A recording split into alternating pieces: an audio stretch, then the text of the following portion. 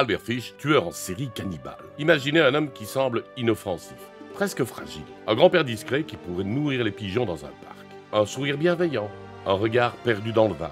Mais ce vieil homme cache un passé si monstrueux que son nom est devenu une légende macabre. Albert Fish, cannibale, sadique, tueur en série, l'homme qui rêvait d'inviter vos enfants à dîner. Littéralement, cette histoire dépasse l'entendement. Plus vous en saurez, plus vous voudrez rester jusqu'au bout. Et peut-être bien que vous n'oserez plus faire confiance à un vieillard trop petit. Pour comprendre comment un homme peut sombrer dans une telle folie, il faut remonter à ses débuts. Albert Fish, de son vrai nom Hamilton Howard Fish, est né en 1870 dans une famille marquée par la maladie mentale. En effet, sur 2 générations, 7 membres de sa famille ont connu des troubles mentaux. Son père, âgé de 75 ans à sa naissance, meurt quand Albert n'a que 5 ans. Sa mère, incapable de s'occuper de lui, le place dans un orphelinat. Là-bas, c'est l'enfer. Les punitions corporelles sont monnaie courante et Albert découvre rapidement quelque chose d'inquiétant. Il commence à aimer la douleur. Les coups qu'il reçoit deviennent pour lui une source de plaisir, un élément qui le suivra toute sa vie. En grandissant, il développe une fascination pour la souffrance. La sienne, comme celle des autres. Il commence à se mutiler, à s'infliger des sévices. Il est obsédé par les récits bibliques de sacrifices et de martyrs. Autant dire que tout était en place pour que ça se termine mal. À l'âge adulte, Fish tente de mener une vie normale et se marie en 1898 avec une femme de 9 ans sa cadette, avec qui il aura 6 enfants. Mais son comportement devient rapidement inquiétant. Il disparaît souvent, fréquente des bordels spécialisés dans le sadomasochisme et s'inflige des sévices corporels extrêmes. Ses enfants le surprennent parfois en train de s'auto-flageller ou de se planter des aiguilles sous la peau. Il développe aussi des tendances voyeuristes, observant ses voisins à travers les fenêtres, notamment de jeunes garçons. En parallèle, Fish commence à avoir des ennuis avec la justice. Il est arrêté plusieurs fois pour des délits mineurs, notamment pour des lettres obscènes envoyées à des femmes. En 1903, il est incarcéré pour vol et passe un certain temps en prison. Là-bas, il subit des violences, mais il semble en tirer du plaisir. Après sa sortie, son comportement ne fait qu'empirer. Sa femme le quitte en 1917 après avoir découvert qu'il entretenait une relation avec un homme souffrant de troubles mentaux. Cet abandon semble être un déclencheur. Fish sombre alors totalement dans ses pulsions les plus noires. Peu de temps après, il commence à entendre des voix. Il affirme que Dieu et les anges lui parlent directement, lui ordonnant de mutiler et de tuer des jeunes garçons en guise de purification. Ses hallucinations auditives renforcent ses obsessions sadiques et le poussent à agir de manière encore plus dérangeante. Il se persuade que ces crimes sont une mission divine. Et cela ne fera qu'aggraver la violence de ses actes. Nous sommes à New York, en 1928. Albert Fish, un vieillard apparemment inoffensif, se présente à la famille Budd sous un faux nom, Frank Howard. Il prétend vouloir embaucher leur fils pour un emploi à la campagne. Mais au dernier moment, ils changent de plan et invitent leur petite fille de 10 ans, Grace Budd, à une fête d'anniversaire. Spoiler alert, il n'y avait pas de fête, il n'y avait que lui, et un destin tragique pour la fillette. Les parents, confiants, la laissent partir. Ils ne la reverront jamais. Albert Fish emmène Grace Budd d'abord chez lui, prétextant de devoir récupérer quelques affaires avant de l'emmener à la fête. Mais ce qu'il récupère ce jour-là n'a rien d'innocent. Il parle de ses instruments de l'enfer. Un couteau, une scie et un petit hachoir. Le trajet se poursuit ensuite vers une maison abandonnée située à Westchester County, connue sous le nom de Wisteria Cottage. C'est là que le sort de Grace Budd est scellé. Fish lui demande d'attendre sagement sur le temps qu'il se prépare. Il se déshabille complètement, expliquant plus tard que c'était pour éviter de tacher ses vêtements de sang. Là, dans cet endroit isolé, il commet l'un des crimes les plus atroces de toute l'histoire criminelle américaine. Et ce n'est que 6 ans plus tard que la famille Budd en découvrira l'horreur à travers une lettre d'une cruauté sans nom. Imaginez le choc, l'angoisse, l'espoir qui s'effrite au fil des jours, des mois, des années. L'affaire fait grand bruit, les journaux s'en emparent, la police enquête, mais sans succès. Les années passent et l'affaire devient un mystère non résolu. Puis, un matin de 1934, les Budd reçoivent une lettre anonyme. Une lettre d'un sadisme inouï. Elle raconte, avec des détails effroyables, ce qui est arrivé à leur fille. Comment elle a été enlevée, séquestrée, et surtout, ce qu'il lui a fait. Cette lettre est un chef-d'œuvre d'horreur. Une confession sinistre que seule une âme profondément malade réécrit. Si vous êtes curieux, sachez que ces lettres sont toujours disponibles sur Internet. Elles ont été préservées comme pièces à conviction et sont aujourd'hui étudiées par les criminologues et les historiens pour comprendre la psyché des tueurs en série. Elles révèlent un esprit profondément sadique, se délectant du mal qu'il affligeait à ses victimes et à leurs familles. Mais attention, elles sont d'une telle violence qu'il faut avoir le cœur sacrément accroché pour les lire. Honnêtement, je ne vous le conseille pas. Et pourtant, c'est cette lettre qui va le perdre. Car voyez-vous, Albert Fish n'est pas seulement un monstre, il est aussi, et heureusement pour nous, incroyablement stupide.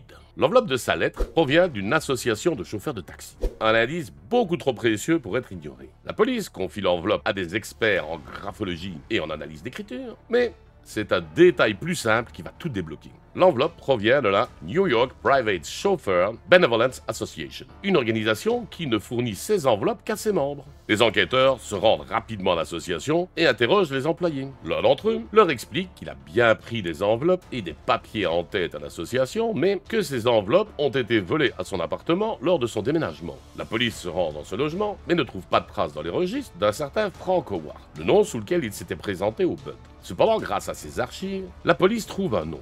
Albert H. Fish. Et sa description correspond à celle de Frank Howard. Ils apprennent qu'il a déménagé, mais qu'il reçoit régulièrement des mandats postaux envoyés par son fils. Et qu'il vient donc régulièrement les récupérer. Le plan est alors simple, attendre qu'il vienne récupérer son argent. Le 13 décembre 1934, Albert Fish se présente à la pension pour encaisser son chèque. Il ne se doute pas qu'un détective l'attend. À peine entré, il est interpellé par l'inspecteur William King, qui lui demande calmement s'il est bien Albert Fish. Fish hésite.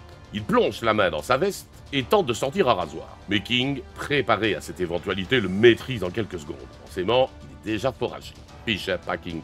L'enquête vient de mettre la main sur l'un des pires monstres de l'histoire criminelle américaine.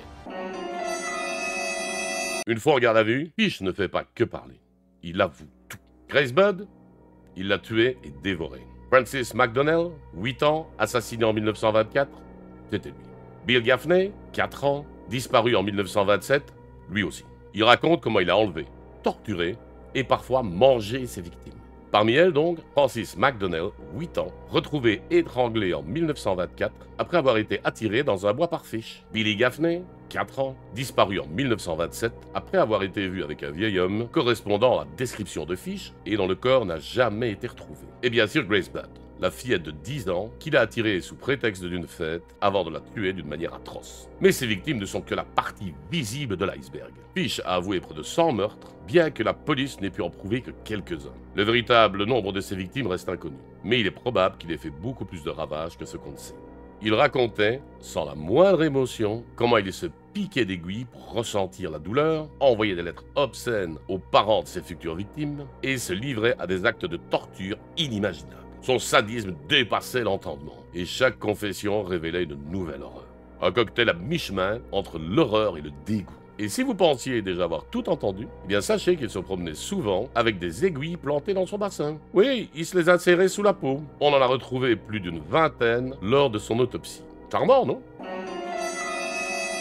En mars 1935, Fish comparaît devant la justice. Sa défense tente de plaider la folie. Mais, soyons honnêtes, Fish était peut-être fou, mais il était surtout un danger absolu. Les jurés n'hésitent pas longtemps, condamnation à mort. Le 16 janvier 1936, Fish est exécuté sur la chaise électrique. Avant de mourir, toutefois, il aurait confié qu'il s'attendait à ressentir l'ultime frisson de sa carrière.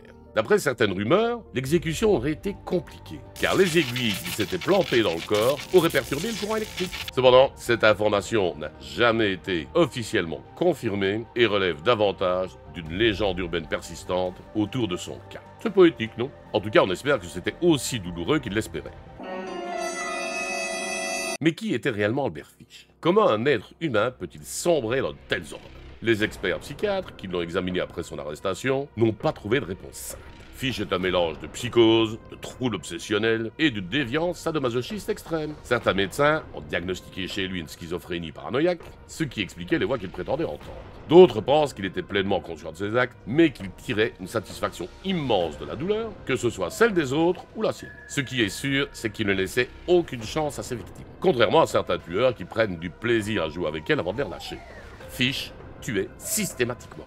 Chaque enlèvement se terminait par un meurtre atroce. Ses méthodes étaient effroyables. Il choisissait ses victimes parmi les plus vulnérables, souvent des jeunes garçons ou des enfants issus de familles pauvres. Il les attirait avec des promesses d'argent ou de cadeaux avant de leur infliger des tortures indescriptibles. Dans certains cas, il écrivait aux parents après coup, décrivant avec un luxe de détails insoutenable ce qu'il leur avait fait subir. Les psychiatres et criminologues qui se sont penchés sur son cas sont unanimes, Albert Fish était un prédateur d'un genre unique. Un monstre qui semblait ne jamais ressentir la moindre responsabilité. Son seul regret, d'après lui, était de ne pas avoir pu tuer davantage. Alors Albert Fish a des pires tueurs de l'histoire, un homme qui a inspiré les pires cauchemars et qui a inspiré bon nombre de tueurs en série dans les films d'ailleurs. Pas totalement, mais en partie.